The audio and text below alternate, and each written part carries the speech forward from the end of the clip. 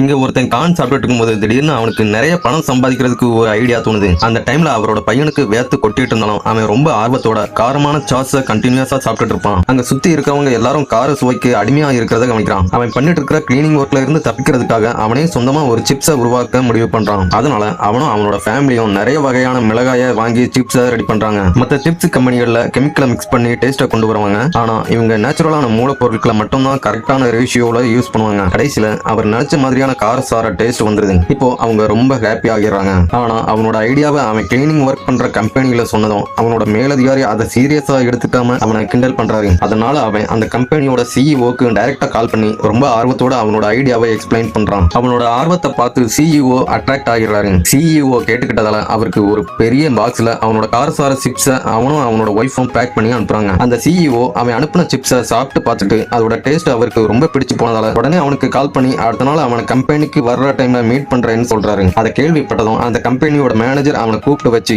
உன்னோட இந்த idea suppose failure ஆச்சுன்னா இங்க இருக்கிற எல்லாரோட வேலையும் போயிடும், கம்பெனியையும் இழுத்து மூடிட வேண்டியதுதான் திட்டுறாரு. அதை கேட்டதுக்கு அப்புறம் அவன் கொஞ்சம் தயங்க ஆரம்பிக்கிறான். வீட்டுக்கு வந்ததும் அவனோட ஒய்ஃப் அவனை மோட்டிவேட் பண்ணி உன்னால கண்டிப்பா முடியும்னு சொல்லி அடுத்த நாள் பிரசன்டேஷனுக்கு பிராக்டிஸும் பண்ண ஹெல்ப் பண்றான். அதே மாதிரி அடுத்த நாள் சிஇஓ கம்பெனிக்கு வந்ததுக்கு அப்புறம் அவர் முன்னாடி அவனோட ஐடியாவை பிரசன்ட் பண்ண ஸ்டார்ட் பண்றான். ஆனா டென்ஷன்ல முதல் நாள் அவன் ப்ரிப்பேர் பண்ணனதை எல்லாம் அந்த டைம்ல மறந்து போகுது. அதனால அவனோட சிப்ஸ் பாக்கெட்டை கையில எடுத்துட்டு அவனோட ஓன் லாங்குவேஜ்லயே பேச ஆரம்பிக்கிறான். அவன் ஸ்பைசி ஃபுட்ஸை கண்டிப்பா பீப்புள்ஸ் ரொம்ப விரும்புவாங்கன்னு சொல்றான். அவனோட பேச்சுல சிஇஓ அட்ராக்ட் ஆகிடுறாரு. அதனால அவனோட சிப்ஸுக்கு இன்வெஸ்ட் பண்ணவும் ஓகே சொல்லிடுறாரு. ஆனா ஸ்டார்டிங்ல அவனோட சிப்ஸ் அதிகமா சேல்ஸ் ஆகல. இதனால ஃபேக்டரி மேனேஜர் ப்ராடக்ட்டை ஸ்டாப் பண்ணிடலாம்னு நினைக்கிறாரு. ஆனா அவனுக்கு தெரியும் பிரச்சனை சிப்ஸ்ல இல்ல, அந்த ஃபேக்டரி அவனோட ஸ்பைசி சிப்ஸுக்கு இதுவரைக்கும் எந்த அட்வர்டைஸ்மெண்ட்டும் பண்ணல. அதனால தான் மக்களுக்கு ஸ்பைசி சிப்ஸை பற்றி தெரியலன்னு நினைக்கிறான். அதனால அடுத்த நாள்ல இருந்து அவனோட சிப்ஸை ஸ்ட்ரீட்ல எல்லாருக்கும் ஃப்ரீயா சாம்பிள் கொடுத்து ப்ரமோஷன் பண்ண ஆரம்பிக்கிறான். அது மட்டும் இல்லாம கடைக்கு போயிட்டு அந்த கடையில இருக்கிற அவனோட சிப்ஸ் எல்லாத்தையும் அவனே வாங்குறான். அதை பார்த்து கஸ்டமர்ஸ் ஆர்வத்தோட வாங்குவாங்கன்னு நினைக்கிறான். கொஞ்ச நாள்லயே அவனோட சிப்ஸுக்கு கடைகள்ல டிமாண்ட் அதிகமாகுது. மக்கள் இப்போ அவனோட ஸ்பைசி சிப்ஸ் டேஸ்டுக்கு அடிமையாகிட்டாங்க.